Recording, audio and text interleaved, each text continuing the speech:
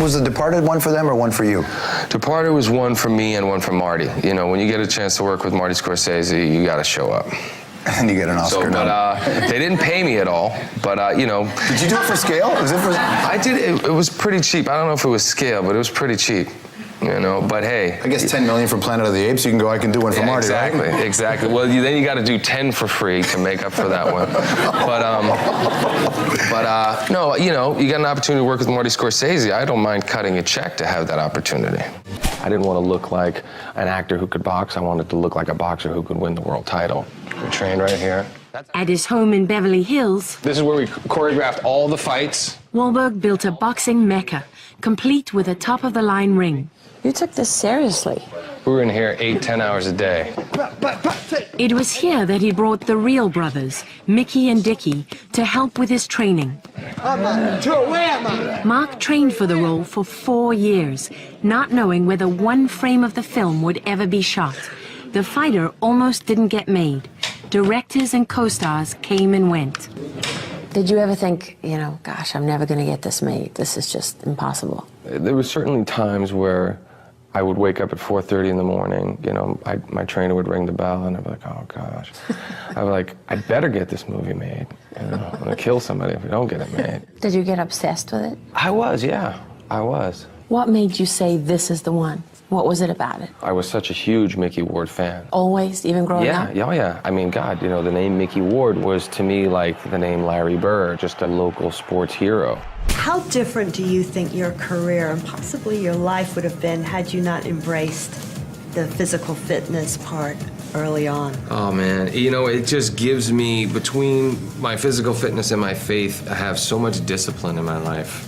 And I have such a positive outlook on life and, you know, the opportunities that I have and the things that I've been able to accomplish in my life. So it starts out, you know, I'm up at 4:30 in the morning. I'm in my kitchen having breakfast. 5 o'clock, I'm in the gym. 6:30, I've already had another shake. And 7:30, I'm eating a couple turkey burgers, dropping the kids off at school. And by 9 o'clock, I'm having another meal. And I've already been to church and worked out. And, you know, I feel like there isn't anything that I can't accomplish. I mean, as terrible as it is, the kid who had the girls in the neighborhood and who had the nicest car and sold the most drugs. You know, there wasn't really anybody that I could look up to that was from my situation and really made something of himself. That's why I feel it's so important to stay true to who I am and where I'm from, you know, because kids like myself do look up to me, you know, and I came through it the right way, you know, so it really, you know, it gives them something to look at, you know, and something to work for, you know, and that's why I've accomplished really everything that I've set out to do. But to just stop and not stay on that mission, I think would be wrong too, because things are still getting worse, you know what I'm saying? Is there a type of genre of film maybe you haven't done that you want to explore? If there is, I'm gonna do it. I'll take a crack at it. You know, I always wanted to be able to do it all. You know, I waited for the right time to kind of creep into the comedy thing, and you know, it's been good so far. And you know, I want to be able to do it all. I mean, I don't know who's stopping you think?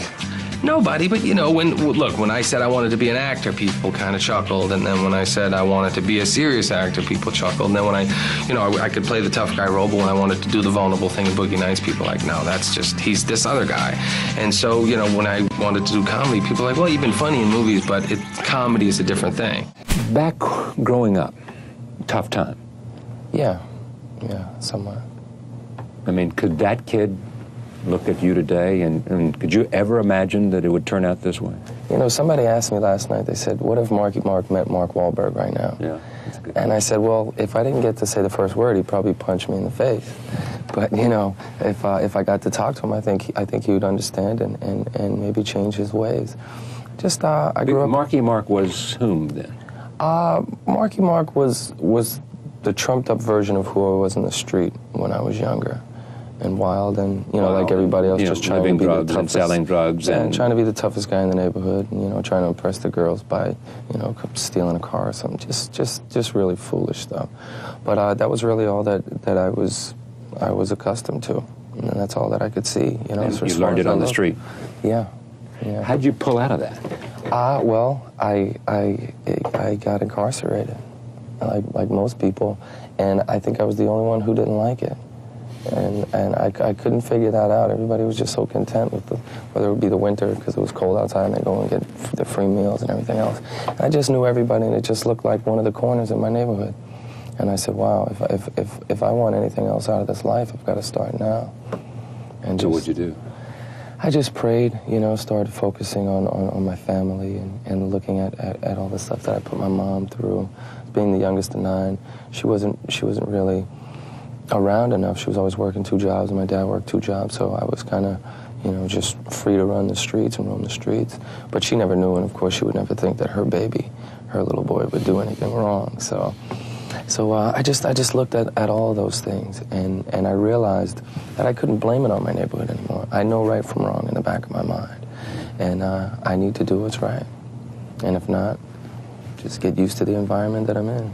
My brother has a lot of success and stuff, and I have an album coming out, and I worked hard for it, though, you know what I'm saying? A lot of people will think, oh, his brother's rich and this and that, He's just, you know what I'm saying, everything's been handed to him. A lot of people say that to me now. I worked hard for it, though, you know what I'm saying? Playing a professor in college, it was a bit of a stretch, but something that I was excited about. I'm never one who really shies away from a challenge. I usually kind of jump at the opportunity to do something different and unexpected. But I'm also the kind of guy who's going to make sure that I'm prepared, and really cover all the bases. And I don't want to look foolish, and I certainly don't want to disappoint. The way to prove yourself is to better yourself. Now in a coup for Optus, he's heading up their small business campaign. When I said I wanted to be an actor, they laughed at me. When I said I wanted to be a producer, they told me to stay in my lane. When I said I wanted to open up a restaurant, they said it would never happen. But it did happen. Mark Wahlberg, thanks for joining us. In the ad, you say that when you told people back in Massachusetts that you wanted to be an actor, that you were laughed at. Why did they laugh at you? Well, first I was beaten up, and then I was laughed at. Right. It's one of those things. It was just never really cool to want to be in the arts. You were either going to be a police officer or a crook, or if you were lucky enough to get out as an athlete, or if you were smart enough to get to go to one of the great educational institutes in and around the Boston area. You have 2 choices in life, basically. It's basically to succeed or to fail, you know what I'm saying? And I've been the negative road and I've been the positive road, and I would never give up the positive road. Never. I would never. Even if, you know what I'm saying, if I was the biggest flop in the world.